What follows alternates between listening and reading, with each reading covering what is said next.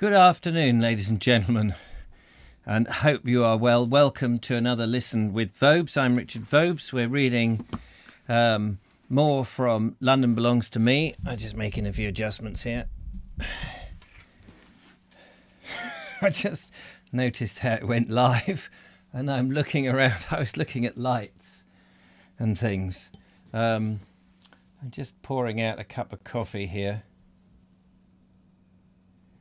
which I have just made for me to keep me awake. I woke up at 3:30 in the morning, and I came downstairs and did the usual upload and stuff, and then I went back to bed. But I think I've been out filming and doing things and what have you, and now I feel a bit jaded by it all. So I need a pick-me-up, ladies and gentlemen. So I've got fresh coffee, which hopefully will do the trick. Cheers. Oh, right. Thank you to Toolpodge Rog for his lovely email about the Ernley video, by the way, which went out today. I see he's just arrived. Hello to the lovely Julia, to TurboStream, to Zom Coco, to Alison O'Brien, to Audrey Forbes Hamilton. Snow this morning. Blimey. Justine Jones. Hello. Any tea in the pot? Just coffee today. Phil Hammond and Mary Hammond. Hello to you. Nice to see you. Cooper68. David Vad. Audrey Forbes. I've just said that. Jen Coley and Collie rather. Lee Lawson. Toolpodge Rog. Michael White. And that's it so far. Thank you very much for coming along. We're very close to the end of our delightful book. Where will we go after this? Where indeed. Right, so I hope you're all well. Anne H, hello to you. Right, we're on chapter 80, ladies and gentlemen. Whew, I'm a bit chilly today. It's gone... The sun has been out, but I don't know that my back room here is chilly. I should be pleased when this goes upstairs. I may be moving the studio at the weekend. There's a lot of mucking about to do first. Mucking about? Stop it. Now then, I teased you yesterday with the first line of chapter 80, which went as follows. The date for Mr. Squales' wedding had been fixed. It was to take place on Wednesday week. In consequence, with time so short, Mr. Squales had been nearly distracted. His face showed unmistakable signs of the strain. It was pale, a kind of chalky, milky paleness under the olive tan, and his eyes had pouches under them like a parrot's. Also, he was smoking much more. From the moment he woke in the morning until he went to sleep at night, even during meal times and while he was dressing and undressing, he had a cigarette clutched nervously between his fingers or hanging feebly from his lips, and now required the better part of 3 packets of 20 simply to keep him going from one daybreak to the next.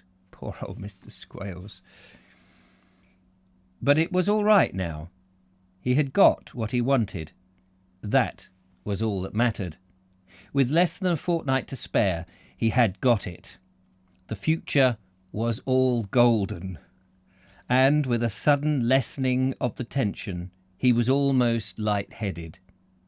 He began talking to himself aloud, not loud enough for anyone else in the house, Mrs. Vizard, for instance, to hear, but loud enough for him to be able to savour the unique satisfaction of hearing of his own success. So I was right, he told himself. I've been wasting my time. I haven't been wasting my time. I thought I hadn't been, but I couldn't be sure. And all the time the noose was closing. Another 10 days, and I'd have been dangling here. He sat back up in his chair and stretched out his long legs in front of him. Just fancy her letting herself go like that, he went on. Talk about merry widows. He gave a little chuckle and took out his pocket, the wallet that Mrs. Vizard had given him for his birthday. From the inside pocket, the very private part under a flap, he took out a letter and began to read. He had just got to the bottom of the first page. There were nearly 5 pages of it in impulsive-looking royal blue ink, when there was a coy, dainty rapping on the door. He shot up instantly in his chair and shoved the letter, all crushed up, in his hand and back into his pocket. "Oh, come in, my kitten," he said. "Come in." He scrambled to his feet as he said the words and thrust back the loose lock of hair that trailed over his forehead. He only wished that he wasn't trembling. Trembling was so conspicuous somehow. And above all things, he wanted to avoid anything even in the tiniest degree of conspicuousness. He just wanted to be himself. Not that it was easy going. Before the evening was over, it would have called for more poise and aplomb even than poker playing. But because he was so anxious that everything should pass off smoothly without a hitch, he rose obediently and followed Mrs. Vizard into the front room, where the cold meat and salad was already spread out for him. There's something about... I like a nice salad and a bit of cold meat, but when you describe it as cold meat and salad, it does sound somehow quite depressing. Poor old Mr. Squales. I'd be interested in what other people think of Mr. Squales, having heard his character, because Julia and I have had conversations about Mr. Squales. She thinks he's a blackguard of the first order, of which he is. But I think he's still a lovable character, even though he is a lovable rogue. But some people maybe find him absolutely abhorrent for what he is doing, or trying to do. But we know that he is a hapless character, of which whatever scheme is up his sleeve is going to rebound in a terrible and bad way. I'm sure of that, however. The ordeal of mealtime was worse, however, than Mr. Squales had imagined possible. Mrs. Vizard was at her most playful. She had moved the chairs to his side of the table, and, at intervals, her hand kept stealing across the table to nestle confidingly in his. Each time it arrived, Mr. Squales obediently squeezed it. Once or twice, to keep up appearances, it was his hand that went out first, but there was no warmth, no passion in the grip, only a hard, unyielding, muscular pressure, like a man wringing something out. God. "I've arranged with the photographer," Mrs. Vizard said softly. "A cabinet study." Yeah, taking pictures of their cabinets now. Very nice. Mr. Squales started. "The photographer? Yes," he said. "The photographer. And will you do something for me?" Mr. Squales turned a baleful, bloodshot eye in her direction. "Anything you ask," he answered. "It's your collar," Mrs. Vizard explained. I know it's silly, and I suppose it's just that I am made that way, but I've always loved men in butterfly collars. So I wondered if, just for once, just for the wedding, you'd wear one. It would be in the photograph, too. I'd love you to be in the photograph in a butterfly collar."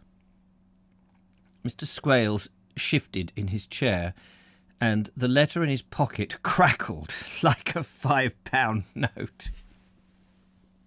He shuddered.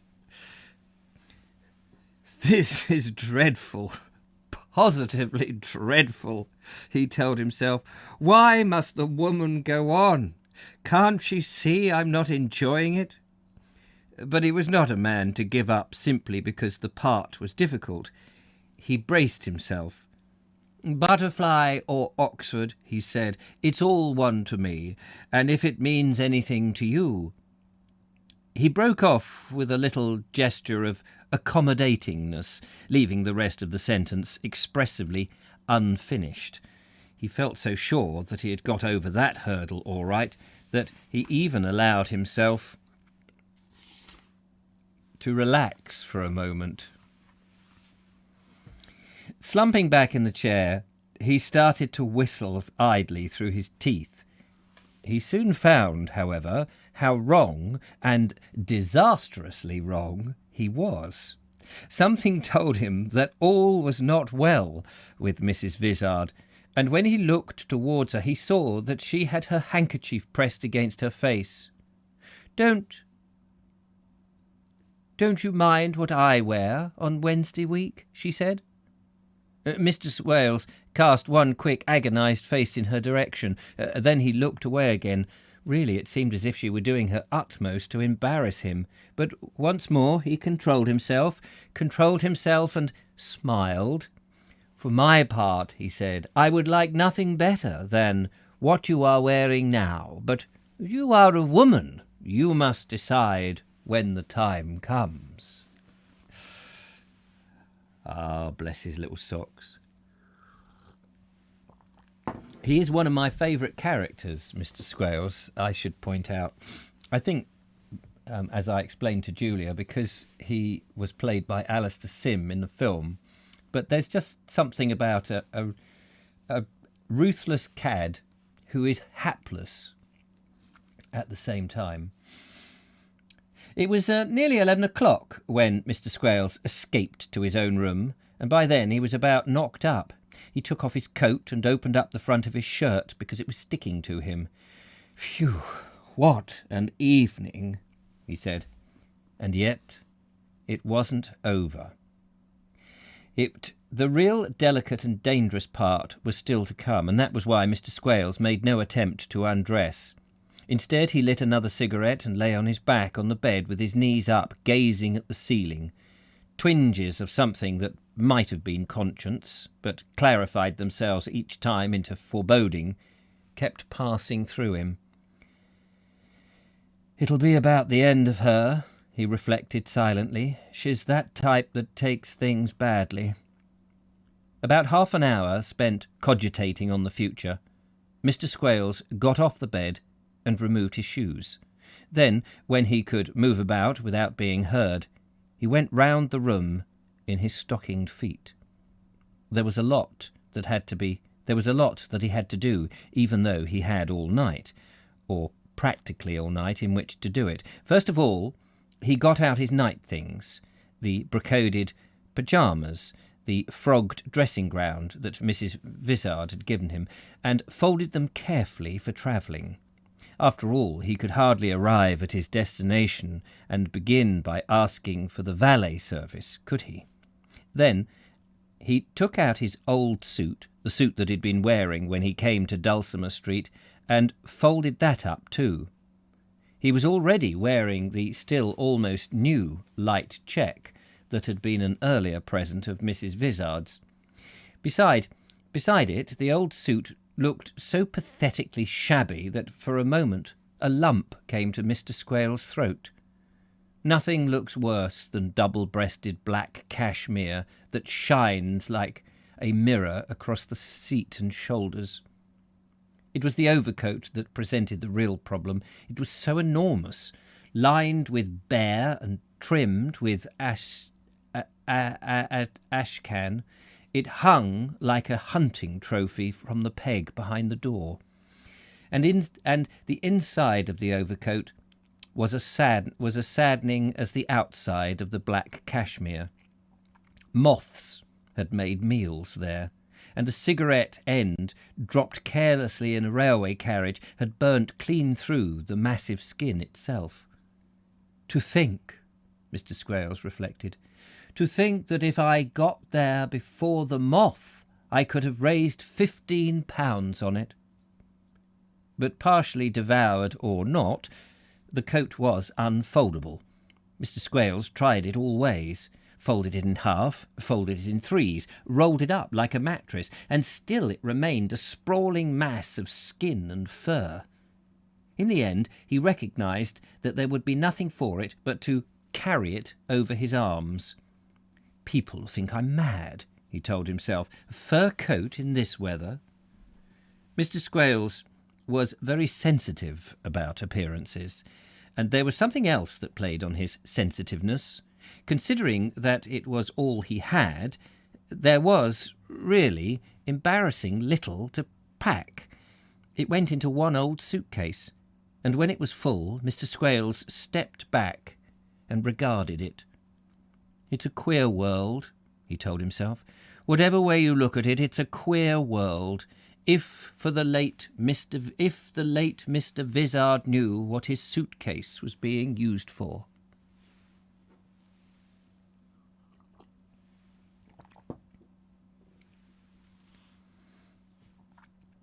Even before he had finished packing, the evening's work wasn't over. The worst part of it was, in fact, was still to come. Mr. Squales went over to the mantel shelf and got down 2-penny bottle of blue-black ink, the plain schoolboyish pen holder, and the cheap packet of writing paper. That, however, was about as far as he was to get. With the sheet of fancy vellum wove spread out on the table in front of him, he just sat there staring at it. Instead of writing, he began drawing designs on the packet, hearts and anchors and true lovers' knots. It was the chimes of Mr. Josser's presentation clock seeping down the wall and ceiling that finally roused him. Squaring his shoulders and dipping the nib into the bottle right up to the cork finger guard, he began. "Dear friend," was how the letter started. But to go on was still difficult. He dried up completely once or twice. He struggled on, filling the page with his bold, backward-sloping writing, with the downward strokes of the G's twisted round like monkeys' tails. And the end of the letter proved just as difficult as the beginning. He pondered long over the subscription. "Yours sincerely," too prosaic. "Yours faithfully," too cold. "Yours truly," too formal. "Yours ever," unthinkable. In the end, he decided to stroke a note of friendship again. "Your sincere friend," was what he wrote. And when he came to read the letter, he was pleased with it. It was calm, detached, dignified. Only one thing worried him. "How the hell do you spell forgiveness?" he asked himself at last. "Is there an E or not in there?" The letter, propped up against the piece of Bangor china on the mantelpiece, seemed to dominate the whole room, and Mr. Squales glanced back at it nervously. "She can't miss it there, poor dear. That's one thing," he told himself. He was stiff from sitting in the chair for so long, simply waiting for time to pass, but now he stretched himself. He was ready. It was 4 a.m., and that gave him comfortable time to make his way quietly to Victoria. He would have breakfast at the station and then pick up the 9:15. He opened the door of his room carefully, very carefully. "No need to rouse everyone," he said under his breath. "This farewell is private." It wasn't easy, however. The suitcase was all right, but the fur coat behaved as erratically as if the bear had still been living. It tried to sweep things off stands as it passed them, and in the end Mr. Squales had to go out backwards, leaving the coat to trail after him. It was safer that way, but not dignified. Opening the front door was difficult, and he had to put the suitcase down before he could manage it. But the relief, the blessed relief, when the door, at last, was open, and he could stand on the doorstep, a free man. He took a deep breath. "Thank God," he said out loud. "Thank God that's over. Too close to be comfortable." The sudden transition from strain to placidity was so great that he nearly screamed when somebody spoke to him. He turned round, his eyeballs staring. There, on the step beside him, stood Connie, the nightclub girl, just returning from an evening's work. She looked at him and at the suitcase and the huge fur coat, and then she gave a large grin. "Taking the dog out?" she asked.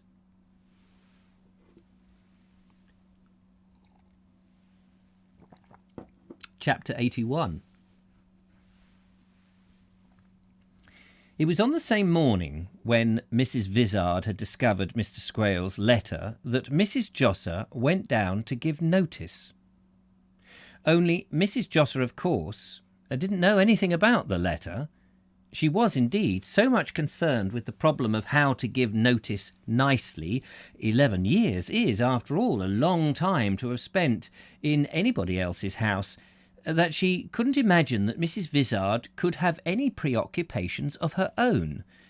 That was why she started right by telling Mrs. Vizard how comfortable they'd been at number 10, and how, for her part, she would have preferred to stay where she was forever. But there were other considerations outside of her control, she explained. Mr. Josser's health, for instance. It was that which had decided it. With his chest is what it was, Mrs. Josser went on. If I kept him here in Dulcimer Street, against my better judgment, I would be a murderess. That's what I would be, a murderess. She paused for a moment and looked up at Mrs. Vizard's direction. Up to the present, Mrs. Vizard had not said anything, and Mrs. Josser wanted to make sure that she wasn't offended. But what Mrs. Josser saw astonished her. So far from being offended, Mrs. Vizard apparently wasn't even listening. She was sitting back in her chair with her head cocked over to one side, staring vacantly into space as if she was seeing ghosts. Mrs. Josser coughed. It's been a weekly tenancy, she said stiffly, and we should be in our rights to give a week's notice. But naturally, we don't want to put you to any inconvenience, not after the way things have been. So I'm saying that we would like to go at the end of the month. Not before, not much after. Go at the end of the month? Mrs. Vizard had roused herself suddenly and was gazing incredulously at Mrs. Josser. Yes, that's right, that's what I said, Mrs. Josser told her. Why? Asked Mrs. Vizard blankly. It was obvious that she had not heard a word. So, as it turned out, it was Mrs. Josser and not Mrs. Vizard who was offended, and if Miss Vizard wasn't prepared to show her courtesy of attending, Mrs. Josser certainly didn't propose to go on explaining. The limit of her patience had been reached, and exceeded. She got up. You'll probably like to have the house more to yourself anyhow, she said pointedly. It'll be different when it's really a home for you again. A home again, Mrs. Vizard repeated in a octave voice higher. Then to Mrs. Josser's amazement, she said the words a second time. A home again. This time her voice had risen still further. It was shrill and tremulous, and still the phrase seemed to hold some hidden fascination for her. A home again. She was almost shrieking the phrase by now, and she was laughing as she uttered it. You don't know what you're saying. She could say no more, however, because she was laughing too much. It was now quite low, ladylike laughter at first. It was quite low, ladylike laughter at first, not more than just chuckling giggles. But the words which she had spoken, with the words that had spoken, it grew louder. It grew into a hoarse, boisterous gust of laughter, with nothing in the least ladylike about it. And it became continuous. Mrs. Vizard was sitting there holding her sides and laughing, and laughing. Her hair, which had been wearing on the top of her head in the halo which Mr. Squales had admired so much, came undone and slid down in a sort of noose. Now that Mrs. Josser suspected hysterics, she realised that she would have to do something about it. The difficulty was in making absolutely certain. Even after she had half filled the cup with water as the tap came... Even as she had half filled a cup with water at the tap, she came back and stood there with the cup poised, uncertain whether to throw or not. It was only when she heard the words, "Home again," inextricably mingled with the laughter, that she let go. The contents of the cup hit Mrs. Vizard a hard, fluid slap.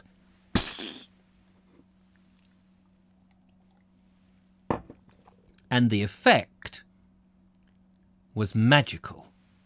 The laughter stopped immediately. Mrs. Vizard paused and gasped for breath. It was, of course, a little time before she had recovered herself completely, but she was in her right mind again. She remained where she was, whimpering freely and trying to mop up the icy streams that were running down her. It was over the tea. It was over the tea brewed by Mrs. Josser to revive her that Mrs. Vizard told everything, and Mrs. Josser listened, tight-lipped and aghast. Not until Mrs. Vizard implored her, "Don't tell Connie and Mr. Puddy. Couldn't bear the shame of it." Did Mrs. Josser allow herself to interrupt for a single moment. "They'll have to know sooner or later," she said firmly. "You can't conceal it beyond Wednesday week." "My wedding day," Mrs. Vizard said under her breath, almost as though she'd forgotten that she was still speaking to anyone. "Oh, the scandal, the disgrace, and after everything I've done for him." Mrs. Josser drew her lips tightly. "You ought to thank yourself that you've been spared," she said. "It was merciful providence, nothing else." But Mrs. Vizard wasn't listening to her. "The cruelty, the horrid cruelty of it," was all that she could say. Look what he wrote to me." She handed the fatal letter, a little crumpled by now, over to Mrs. Josser, who spoke, as she spoke, and sat down to see the effect of her companion. Mrs. Josser read it through carefully, and then, with the tips of her fingers, passed it back as though she didn't care to handle it. "He's not a man at all," she said. "He's a monster." And then perhaps the most extraordinary thing of all occurred. Mrs. Vizard indignantly contradicted her. Spurned, jilted, humiliated, she still remained faithful. "It's not his fault," she said miserably. "He's just been weak and foolish. It's some she-devil who's lured him. He's such a lovely man in himself."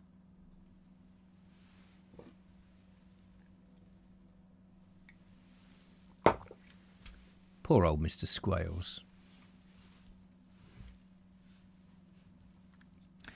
All the time while Mrs. Josser was in with Mrs. Vizard, poor old Connie was in agonies. She was so much upset that she nearly cried because suddenly she was on the outside of things. Last night, or rather earlier this morning, on the doorstep, everything had been heavenly. She'd poked her nose in at exactly the right moment.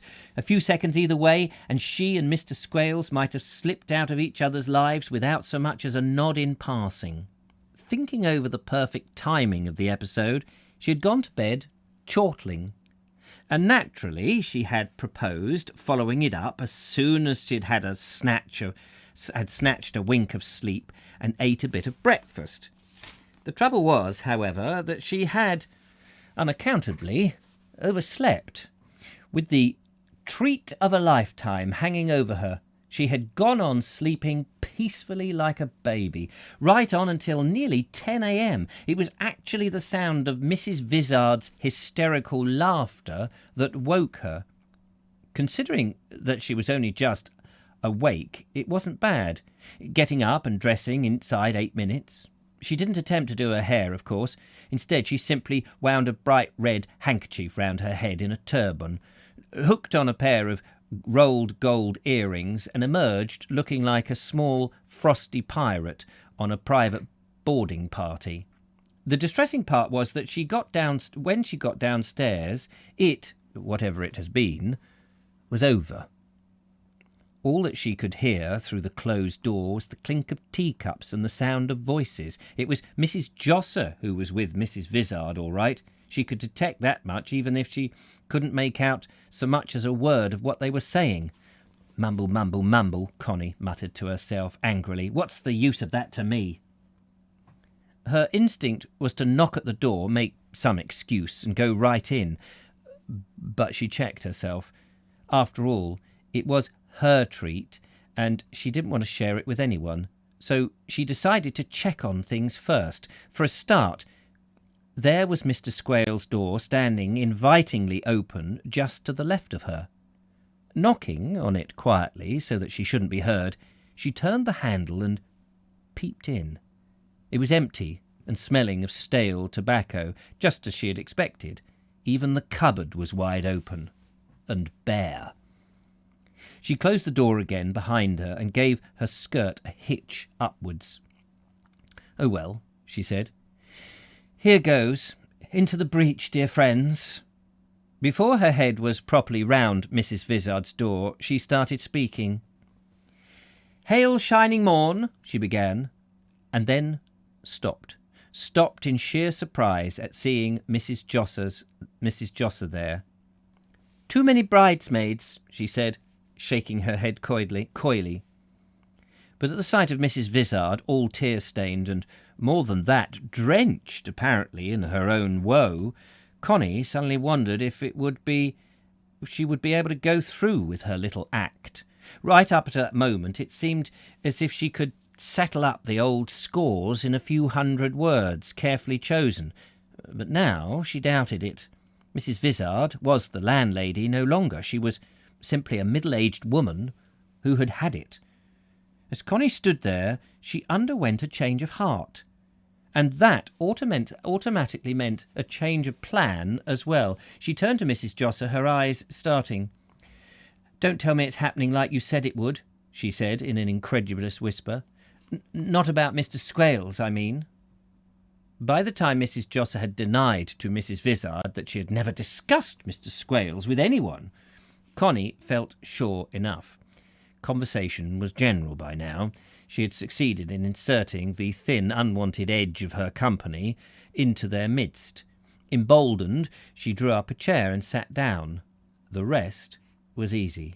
She was one of them, and more than one of them. She was their leader. "You could get him for breach of promise," she declared confidently, "and you might be able to get her for enticement.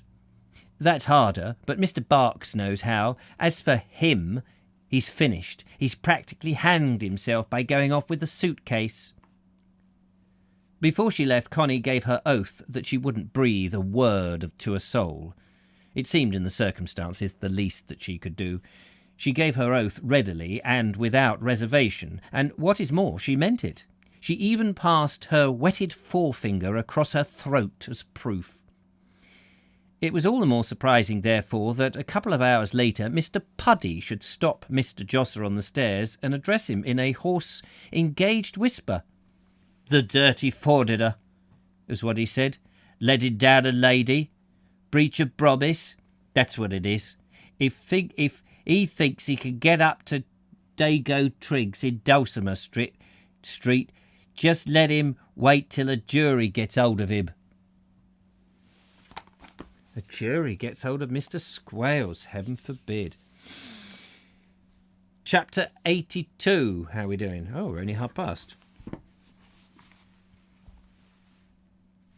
But the next morning, by the next morning, and for several mornings to come, there was, even in number 10 Dulcimer Street, more than the singular defection of Mr. Squales to think about. It was May the 10th. May the 10th, 1940, the day on which Mr. Churchill took over from Mr. Chamberlain. And just across the channel, every single gloomy prophecy of Uncle Henry looked like coming true. The Germans were pouring across Belgium and Luxembourg as though it were all some big military manoeuvre. Even Holland, apparently, the Weicmarsch had taken the matter of the dikes and into consideration and was being overrun by the same precision. The Third Reich was really on the move at last, and Europe had been slit wide open.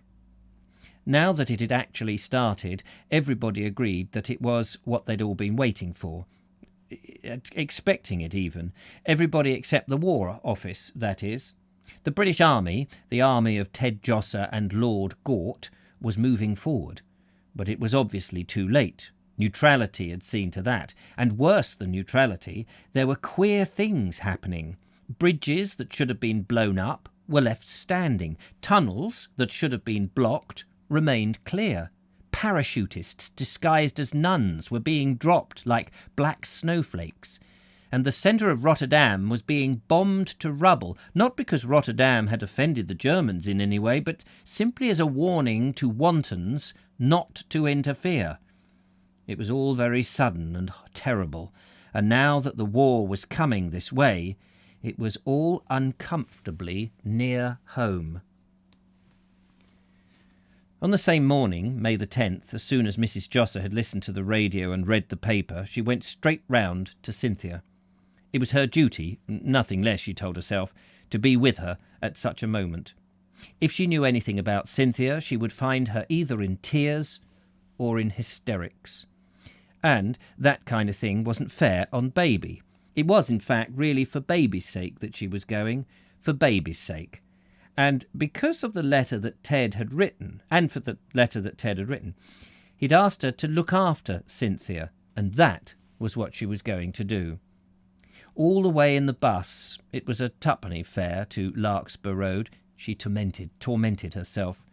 Preparing for the worst, she planned exactly what to do if she found Cynthia prostrate and incapable.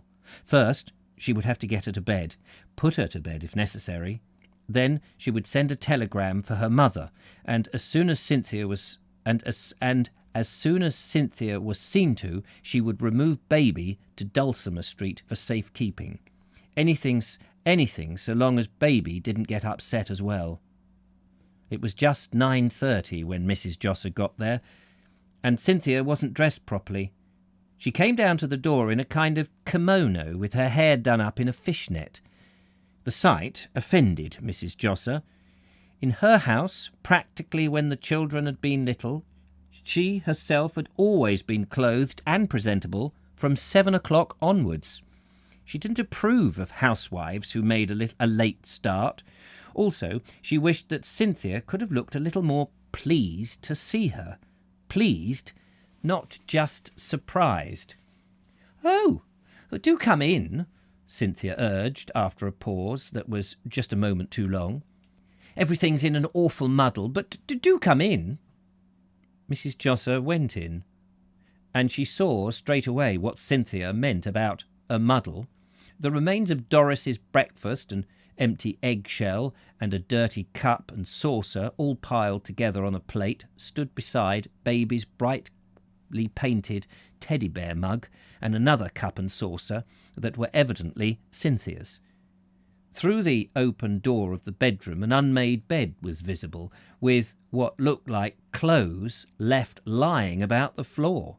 And Baby, dressed only in pyjamas and dressing gown like her mother, was imprisoned inside the playpen, banging industriously with a small wooden hammer. Mrs. Josser's heart bled when she thought of the home life that Ted had so gallantly been concealing from her all these years. "What a day to come and see us," Cynthia said with a little giggle. "We overslept." "Overslept?" Mrs. Josser drew in her lips. "I'm glad you could," was all she said. She had gone over to the playpen by now and was stroking Baby's hair. Thanks to Ted's share in child's inheritance, Baby's hair wasn't going to be the same ridiculous colour as its mother's. There were darker shades in it already. "What time did you hear?" she asked at last. "Hear what?" Cynthia asked her. "About the Germans." "What?" Cynthia asked, arching her eyebrows film fashion. "Have they signed the armistice or something?" It was only then that Mrs. Josser realised the dreadful truth, that Cynthia didn't know. And the realisation knocked her as much as the unmade beds and the unwashed dishes. It was everything that she told herself that she mustn't believe about the daughter-in-law. With Ted away and fighting for his life against the entire German army, Cynthia couldn't even take the trouble to listen properly to the wireless and find out what was happening to him. It was monstrous. "They've attacked," she said tersely, "at dawn." "Ooh, Cynthia gave a little giggle as she said it, but Mrs. Josser could detect, however, that this was sheer nervousness. Perhaps the hysterics were developing. But somehow she never imagined herself actually breaking the news, only coping with it. What does it say so? Where does it say so? Cynthia asked. It's in all the papers, Mrs. Josser told her. The man on the wireless. Oh, isn't it awful? Cynthia said. It's awful for the Belgians, Mrs. Josser replied. They've attacked them first. Cynthia squeezed her two hands together. They were thin, delicate hands, and the blue veins on them showed clearly.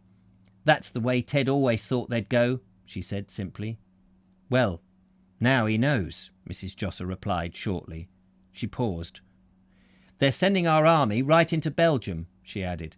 It said this morning. Shush. Cynthia had turned her back and was addressing the playpen. Oh, shush. Quiet, darling. Granny's saying something. She turned and faced Mrs. Josser again. I'm so sorry, she said. Only I was afraid she'd break it. It doesn't matter, Mrs. Josser answered. She was offended and she didn't mind if she showed it. You break everything you get hold of nowadays, don't you, baby? Cynthia went on over her shoulder, ignoring Mrs. Josser completely. You're just Mummy's naughty little smasher, that's what you are. That did it. Mrs. Josser took one more glance round the room. Then she got up. It was only 5 minutes since she'd been there. Well, now you've heard, I may as well be going, she said. Cynthia rose hurriedly. Oh, don't go yet, she implored. Do stop and I'll make a fresh pot of tea. This is all cold. No tea for me, thank you, Mrs. Josser answered. I'm not in the mood for it. Cynthia's forehead wrinkled up. You're not worried, are you? She asked. Of course I'm worried. About Ted, I mean. Well, that's what I mean too. He's there, isn't he? Oh dear. Cynthia's whole face was puckered now. She looked as though she might be going to cry. He'll be all right, won't he? Tell me he'll be all right. This was more than Mrs. Josser could stand. She'd been ready for it when she came in, but she wasn't so nearly ready for it now. That was the trouble. She'd got herself all worked up in the meantime. You know as much as I do, she snapped back at her. He's your husband, not mine. And with that, she left. It was no use trying to be nice to Cynthia. She could see that now. The girl was just a common usherette. That's what she was, an usherette. Back in the flat, Cynthia was standing at the window with baby in her arms. The breakfast things were still on the table, and Cynthia's hair, her wonderful golden hair, still tucked away in its hairnet. She was staring vacantly into the street. Ted's mother's a funny woman, she was thinking, coming over here like that and upsetting me. Then she thought of why she'd come, and what it was. And then she thought of why she'd come, and what was behind it all grew too much for her, and she began to cry. Cry, helplessly. Still holding baby in her arms, she stood there, the tears trickling down her face. Only by then it was too late. Mrs. Josser's visit of consolation was over.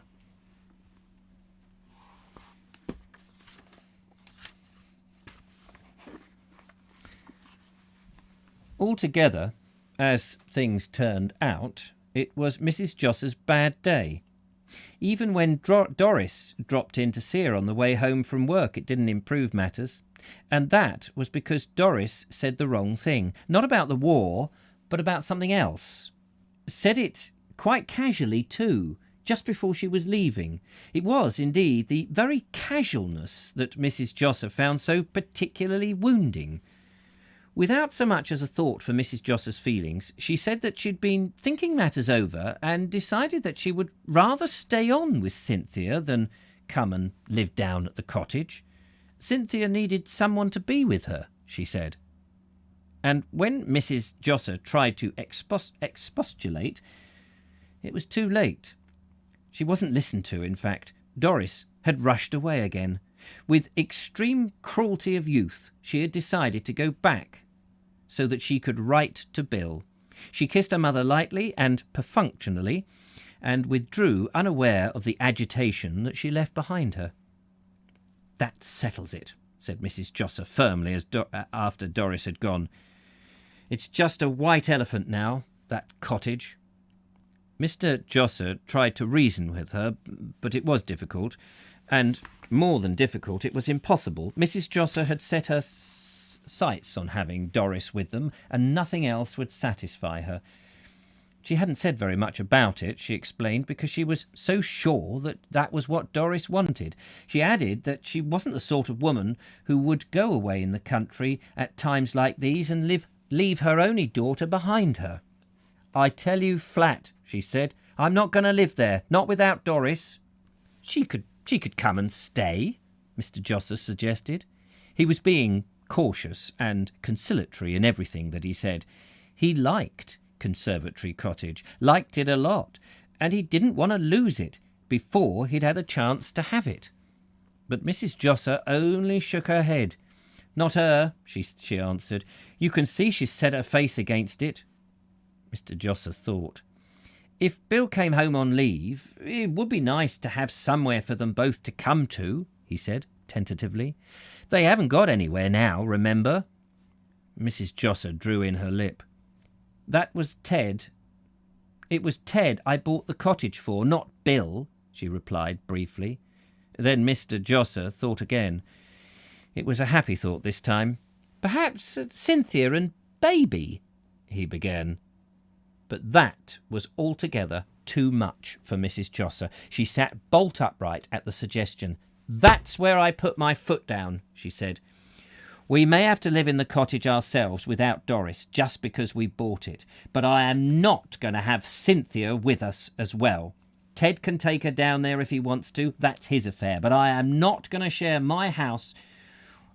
not going to share any house of mine with Cynthia. Thank you. I'm not having any daughter of mine in this house with an artificial leg." Oh.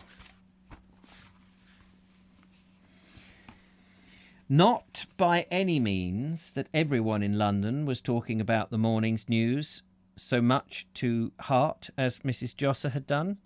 There were still plenty of people, the steady ones, who didn't quite see where they came in so long as it was only Holland and Belgium that had been invaded. Or France, for that matter. There was the Maginot Line, wasn't there? A great subterranean fortress stretching from the Alps to the English Channel. And with our army ready and waiting on the continent, the same army that had won the last war, only, of course, fully mechanised this time, it didn't seem likely that the Germans would be willing to risk another clash with it. May the 10th was admittedly a shock after all those months of inaction, but there wasn't nothing actually dangerous about it yet. It wasn't as though we'd got a navy and an air. It wasn't as though we hadn't got a navy and an air force. Take a cross-section of opinion. Take Mr. Josser's view of things, for instance. Though perhaps it's not quite fair to compare him with Mrs. Josser because he had the natural advantage of a man's understanding of things. He didn't personally pin his faith on the Maginot Line. He never had much faith in the French anyhow, but he did pin his faith on Lord Gort. It was from him that the Germans were going to get their lesson. Invading a few small neutrals was one thing. Coming up against the BEF was quite another. So far as Mr. Josser could see, it was going to be 1914 all over again. That was why he felt so sorry for Cynthia. Judging from the way things were going, it would probably be years before Ted was home again. But he didn't really worry, not much, that is, and that was because of another of those masculine advantages that he had over Mrs. Josser. He had to think. He had something else to think about. Rent collecting. The Germans unwittingly had chosen a rent day on which to open their offensive, and no matter what happened on the continent, even if the panzers drilled right through into Paris in one go, those rents would still need to be collected, and Mr. Josser was unassailable. In this, he was luckier than Mr. Puddy. Admittedly, Mr. Puddy had his own job to occupy him, but the nature of the job was less protective. It left too much time for thought, and it had too much to do with what was happening. Reading between the lines in the ARP pamphlets, Mr. Puddy was practically front line already. "It's coming," he told himself gloomily. "Incendiaries, stirrup bumps and shovels and everything." Or take Connie. Her moods had been fluctuating. Since she had first heard the news, she had experienced fear, horror, jubilation, a profound relief. "Just think," she kept telling herself, "just think if I got a job with Ensa. I might be on all the boards in Brussels at this moment. Imagine me in my scarf dancing with all those Germans raging outside." Or Mrs. Vizard. She was actually one of the lucky ones. In the desolate and abject misery of her betrayal, nothing new could be impinged upon her. Gazing out of the ruins of her life, she surveyed the startling headlines and went on thinking about Mr. Squales. And Mr. Squales himself. He shuddered when he heard the news, shuddered and turned away. A man of peace, he asked nothing more than a man of peace, he asked nothing more of life than it should cease to disturb him.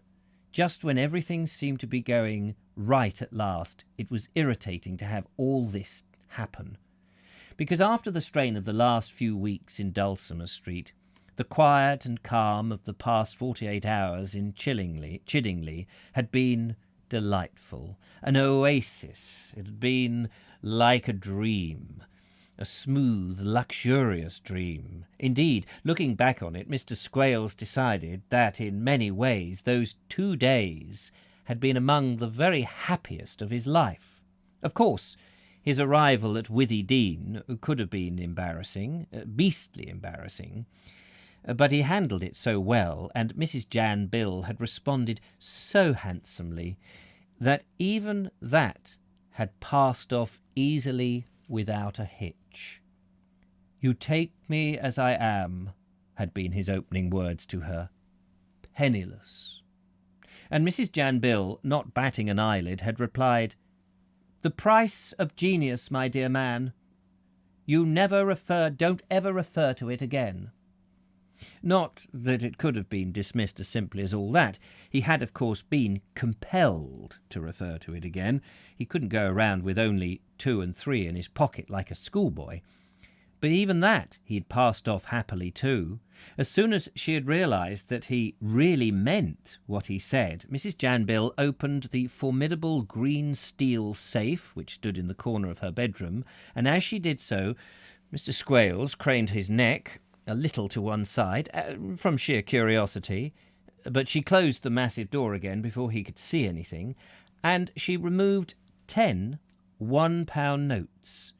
Mr. Squales' face softened into a rich, bland smile. And some of the smile, the part around the mouth, remained there after Mrs. Jan Bill had recounted the notes and popped half of them into her own handbag, and she handed the other 5 to Mr. Squales. "There," she said archly, "now genius can be self-supporting." £5, admittedly, was £5, and he appreciated the readiness of her response. It was no use, however, concealing the fact that he had hoped for something more. Say a bank account opened in his own name, or a big block of war bonds, a marriage settlement, in fact. But in the meantime, with all found, £5 was very pleasing to go on with. It had come as a bit of a shock at first when he found that Mrs. Jan Bill wasn't expecting to put him up before the wedding. He'd been looking forward to the pink guest room with an invalid light above the shaving mirror in the private bedroom, a bathroom even. It had that touch of home, Mrs. Jan Bill's home, that he relished. But apparently the glories were not to be yet. On the subject of her fiancé staying in the house, she was adamant. It wasn't the thing, she said. It might start the servants talking. Accordingly, she had made arrangements for Mr. Squales to stay as her guest at the AA Hotel in Chiddingly. Her guest? Mr. Squales heaved a sigh of relief when he heard the words, and he heaved another sigh as soon as he saw the place. It was a large modern roadhouse, and the room that had been reserved for him had an invalid lamp over the mirror, just like the other one. Right up to the last moment when the car put him down at the hotel door, he had been fearing something picturesque and old world, with a light in the corner of the bedroom and the bed in the other. As it was, he couldn't have been more comfortable. Mrs. Janbill's chauffeur brought the Rolls-Royce round to the door at 10 o'clock each morning and deposited him back at about 11 o'clock at night. Not that it mattered, within a few minutes either way. As a resident, he could get something sent up to his room whenever he wanted it. Altogether, it promised to be a very pleasant stay in Chiddingly, a graceful interlude between the grey months of Dulcimer Street and the magnificence of Withy Dean. The banns had been read once already, and it would not be long now before Mr. Squales, supported at last by the rich wife that he had been looking for, would be able to devote himself entirely to himself. But remembering how close a run thing it was, remembering how close he had run it, how for weeks on end it had been touch and go, he sweated. Fate and he had been seeing each other rather too much lately. Just one twitch of her cruel fingers, he told himself, and I might have been another's. I might have been sentenced for life to that flea run in Dulcimer Street. Then his face softened. How she must miss me, he reflected. I was everything she had. Oh my God, what a cad. What a cad. Chapter 83, ladies and gentlemen, but we must stop there, for it is 5 o'clock.